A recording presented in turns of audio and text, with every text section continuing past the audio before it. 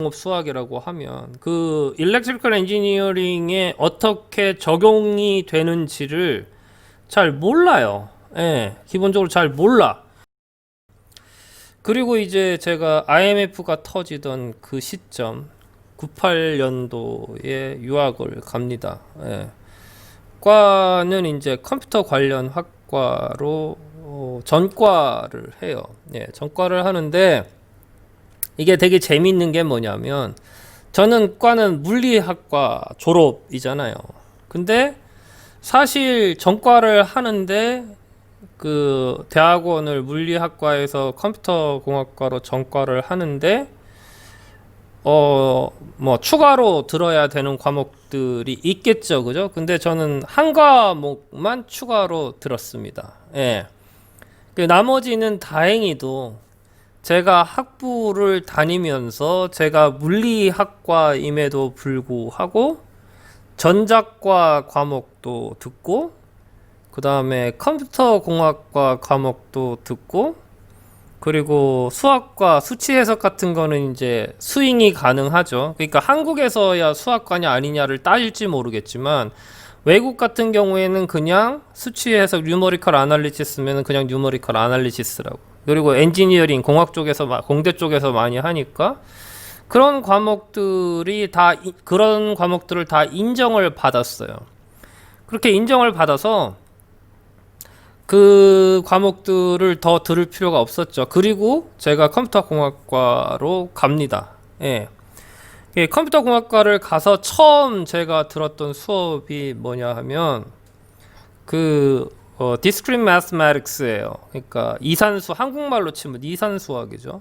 전산학과 아마 제가 알고 있기로는 2학년 1학기 때 되면은 배우는 과목이에요. 제가 이제 이전에 이산수학을 어떻게 알았었냐면 제가 아는 동아리 후배들 가운데 이제 전산학과 출신이 있었단 말이에요. 학부 때. 그 학부 때 이제 전산학과 후배들이 이 수업을 들었어요. 예. 그래서 그리고 전자과에서도 듣고 전자과에서도 제가 알고 있기로는 이산수학이 전공 선택으로 열렸나? 그래서 그 친구들도 있고. 근데 그때 이제 제가 들었던 그 피드백이 뭐였냐면 아니 도대체 이거를 왜 하는지 모르겠다. 예. 이제 디스크릿 매스매틱스에서 처음 나오는 게 뭐냐면은 그 리얼 아날리시스죠. 리얼 아날리시스에서 집합, 그러니까 집합과 명제, 그 다음에 논리회로 and or 이런 거 있죠. 명제 그쪽. 그 다음에 증명, 예, 이런 이제 보통 고등학교 수학 1학년 때 배우는 첫 장에 이제 수학 정석을 보면 1장에 나오는 내용들 플러스 그래프 티어리를 주로 해요. 디스크릿 매스매틱스를 하면 이산 수학을 하면.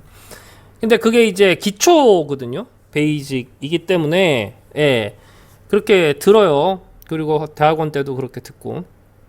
근데 이제 그때 제가 학부 때 받았던 피드백은 저는 물리학과 출신이었으니까 잘 모를 때였고. 그러니까 그때 그런 피드백을 받았을 때 뭐였냐면 이거 도대체 왜 하는지 모르겠다. 예. 이 피드백. 그러니까 예전에 이제 제가 문헌정보학과에서 통계학을 들었을 때 그 통계학 교수가 얘기했던 이제 그런 거랑 비슷한 개념이죠. 그죠?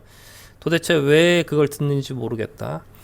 근데 이제 재밌는 게 그때 제가 대학원 처음 들어가가지고 그 재밌는 사실을 두 가지를 제가 발견했는데 그 중에 한 가지가 뭐냐면 그 한국은 아까도 설명드렸듯이 이제 수학이라도 그 공대 전자공학과 수학은 전자공학과 교수께서 가르치시고 그리고 이제 저 자연대 저희 물리학과 같은 경우에 물리학과에서도 수학을 하거든요.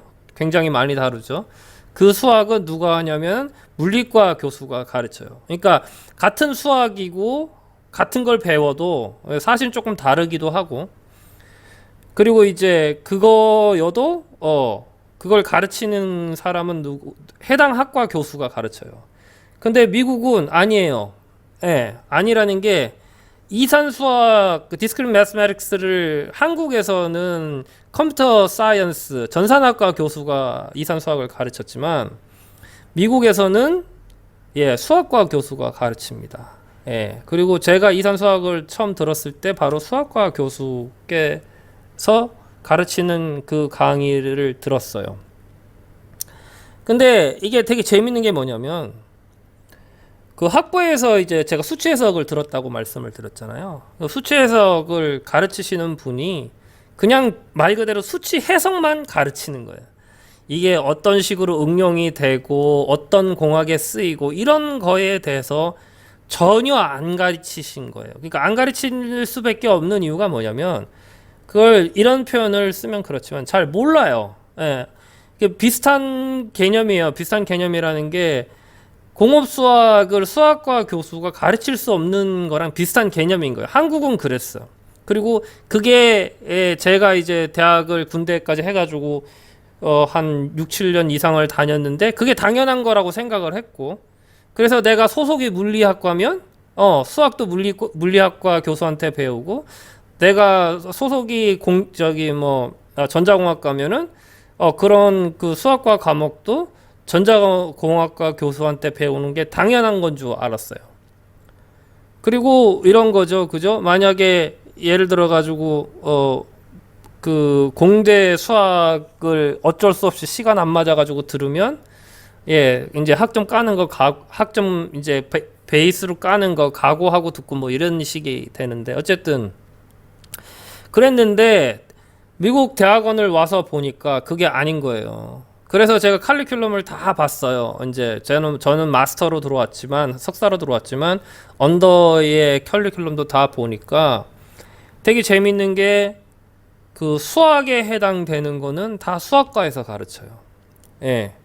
그러니까 그게 물리학과의 수학이든 아니면은 그 공대 EC 저가 있던 데는 이제 Electrical and Computer Engineering으로 돼 있는데 거기에 그 수학이든 다 수학과 교수가 가르칩니다. 그러면은 이제 거꾸로 생각을 해보셔야 될 게 그거잖아요. 아니 그러면 한국처럼 그런 문제가 생기는 게 아니냐? 제가 다른 교수들은 잘 모르겠어요. 근데 제가 이산 수학, 디스크릿 매스매틱스를 배웠던 그 교수님은 다 알고 계세요.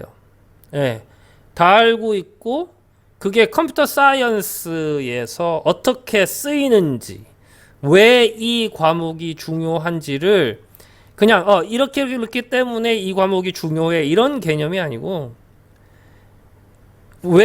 어떻게 쓰이는지를 가르쳐 주니까 중요한 거예요. 내가 만약에 컴퓨터 엔지니어링이나 컴퓨터 사이언스 쪽을 전공을 하겠다고 하면 이거는 반드시 들어야 되는 과목이 되는 거예요. 그러니까 그만큼 그 아는 폭이 그냥 수학과 교수예요. 물론 이제 수학과 자체가 제가 있던 학교는 Applied Mathematics니까 응용 수학과여가지고 Pure Mathematics랑 틀릴지 모르겠지만 사실은 안 틀립니다. 그거에 대해서는 제가 나중에 또 설명을 해드리겠지만 어쨌든 그 교수께서 모든 걸 알고 계세요. 어떤 식으로 엔지니어링이 적용이 되는지, 어떤 식으로 컴퓨터 사이언스의 그 이산 수학이 적용이 되는지 다 설명을 해주시고 심지어는 이제 학교 중간고사, 기말고사 문제가 그런 식의 문제가 나와요. 그런 특정한 컴퓨터 사이언스 문제를 해결하기 위해서 이산 수학이 어떻게 쓰이는지에 대한 내용을 가르쳐 주신단 말이에요. 그런 식이 됩니다.